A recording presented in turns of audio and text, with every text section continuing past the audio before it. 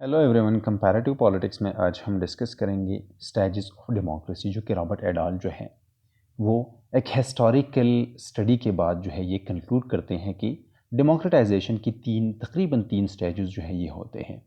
उनके ख़्याल में सबसे पहला स्टेज ये है कि मासेस को पॉलिटिकल सोसाइटी में इनकॉर्पोरेशन होता है। मतलब ये है कि मासेस को, लोगों को ये हक़ दिया जाता है कि वो पॉलिटिकल सोसाइटी में, पॉलिटिकल स्ट्रक्चर्स में, डिसीजन मेकिंग में वो डिसीजन मेकिंग को इन्फ्लुएंस कर सकते हैं, वो असरअंदाज हो सकते हैं पॉलिटिकल डिसीजंस पर, या वो पार्टिसिपेट कर सकते हैं पॉलिटिकल सोसाइटी में या पॉलिटिकल डिसीजन मेकिंग में या पॉलिसी मेकिंग में।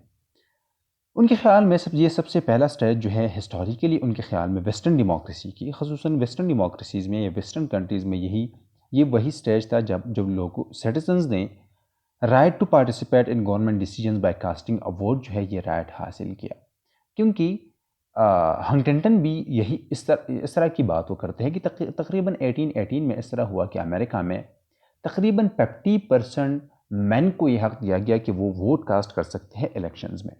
उन दिनों ये होता था कि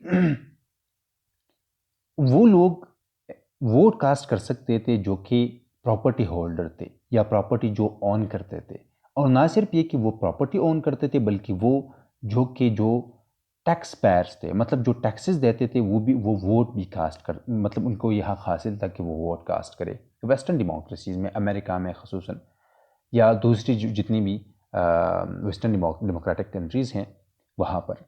और दूसरी बात ये थी कि वो लोग जो कि दूसरी बात ये थी कि प्लूरल वोटिंग सिस्टम था। प्लूरल वोटिंग मतलब ये है कि कुछ लोगों को ज़्यादा वोट डालने का हक़ हासिल था और कुछ लोगों को जो है ये कम हासिल था। लेकिन 1828 में ये हुआ कि तकरीबन 50% मेन को यह हक़ हासिल हुआ। बाद में इस तरह हुआ कि ख़ुसूसन 1918 तक ये हुआ कि सारे जितने भी मेन थे वो उनको ये हक़ दिया गया कि वो वोट कास्ट कर सकते इलेक्शंस में। लेकिन 1918 के बाद जो है वमेन को भी ये हक़ दिया गया कि वो वोट कास्ट कर सकते हैं इलेक्शन में, लेकिन उन औरतों को, उन ख़वातीन को जो कि प्रॉपर्टी होल्डर्स थे, या वो प्रॉपर्टी ऑन करते थे, या वो टैक्स जो है वो पे करती थी। फॉर एग्जांपल जितनी भी टैक्स पेयर्स वमेन थी उनको यह हक़ दिया गया कि वो वोट कास्ट कर सकते हैं। इससे पहले ये होता था कि वमेन को, मतलब ख़वातीन को, ये हक़ भी नहीं हासिल था कि वो प्रॉपर्टी को होल्ड करे। लेकिन बाद में वो हक़ भी उनको मिला और ये हक़ भी मिला कि वो वोट कास्ट कर सकते हैं। और ख़ुसूसन 1950s में या 19 डीकॉलोनाइजेशन के बाद जितनी भी डेमोक्रेसीज़ वजूद में आई, या फॉर एग्ज़ाम्पल ख़ुसूसन डीकॉलोनाइजेशन के बाद ये हुआ कि यूनिवर्सल जो कि सफ़रेज है या यूनिवर्सल एडल्ट जो सफ़रेज है, इसका बुनियाद रखा गया कि सारी जितनी भी सिटीजन्स हैं उनको ये हक़ दिया कि वो इलेक्शन वोट के ज़रिए से वो पॉलिटिकल सोसाइटी में, पॉलिटिक्स में वो पार्टिसिपेशन कर सकते हैं, which implied avoiding a political society and the opening of the polity to the environment and of eventually all adult citizens. Among the older and more long-standing democracies, this milestone began to be passed in the mid-19th century. क्योंकि उनके ख़्याल में ये stage जो है ये mid 19th century से शुरू होता है कि लोगों को ये हक़ हासिल, मतलब हक़ दिया जाता है कि वो पार्टिसिपेट कर सकते हैं इलेक्शंस में।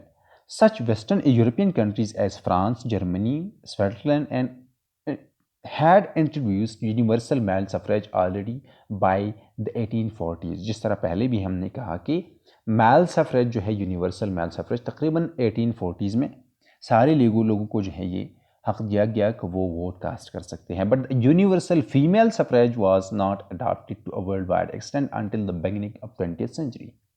और जो कि यूनिवर्सल सफरेज है, मतलब कोई किसी भी जेंडर की बुनियाद पर जो कि डिस्क्रिमिनेशन अब होता था वो अब नहीं, मतलब वो उसको ख़त्म किया गया।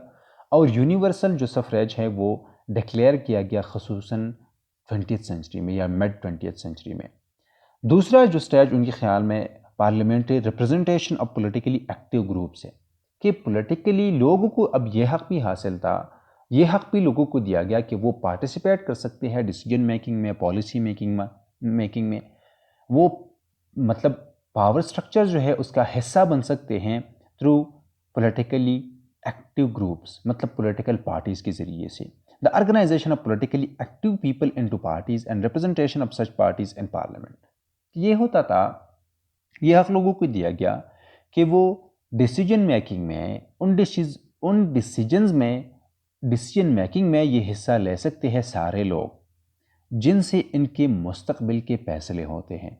لوگوں کو یہ حق دیا گیا کہ آپ اب پارٹیسپیشن کر سکتے ہیں ڈیسیجن میکنگ میں، پالیسی میکنگ میں، لا میکنگ میں خصوصاً، تو اپنے ریپرزنٹیٹیوز کے ذریعے سے.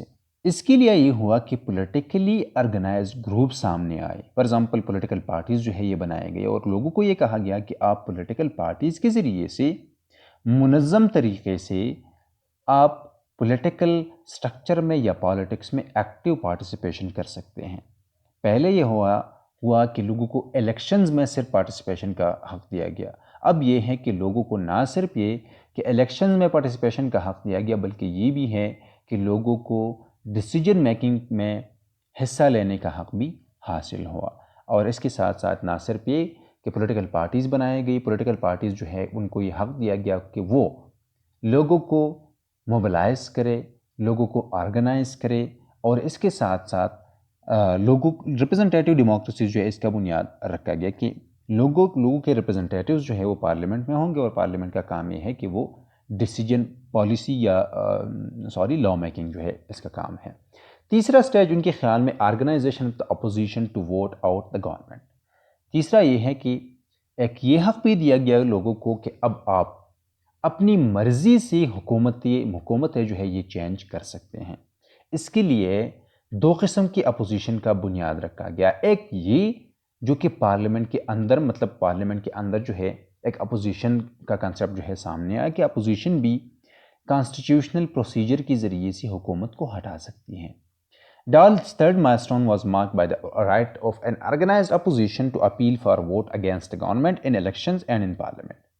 دو قسم پروسیجرز کے ذریعے سے پارلیمنٹ میں کانسٹیٹیوشنل پروسیجرز کے ذریعے سے vote of no confidence for example کے ذریعے سے ایک پولیٹیکل پارٹی جو ہے یا لوگ جو ہے وہ چینج کر سکتے ہیں حکومت کو یا رولنگ پارٹی کو.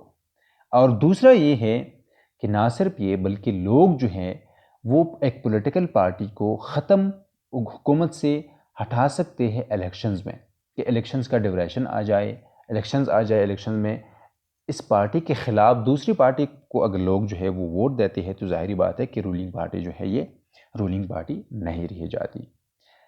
اچھا، in parliamentary system this milestone is reached when the executive become fully responsible to the legislature and hence when it can be dismissed by a majority in parliament. اب یہ ہے کہ کیبنٹ جو ہے، اب تک کیبنٹ جو ہے کنسنٹریشن آف پاور کیبنٹ کے ہاتھوں میں ہوتا تھا. اب یہ ہے کہ لیجسلیچر کو مور پاورفل بنایا گیا کیونکہ لیجسلیچر جو ہے اصل میں یہ ایک ریپرزنٹیٹیو سٹرکچر ہے جہاں پر لوگوں کو ریپرزنٹ کیا جاتا ہے. اور نہ صرف یہ کہ ایگزیکٹو کو رسپانسیبل بنایا گیا لیجسلیچر کو، بلکہ یہ بھی ہے کہ لیجسلیچر کو یہ حق دیا گیا کہ آپ ایگزیکٹو کو ڈیزولو کر سکتے ہیں. مطلب یہ ہے کہ ایگزیکٹو کو ختم کرنا، اس کا مطلب یہ ہے کہ حکومت کو ہٹانا، ایک پولیٹیکل پارٹی کو حکومت سے ہٹانا.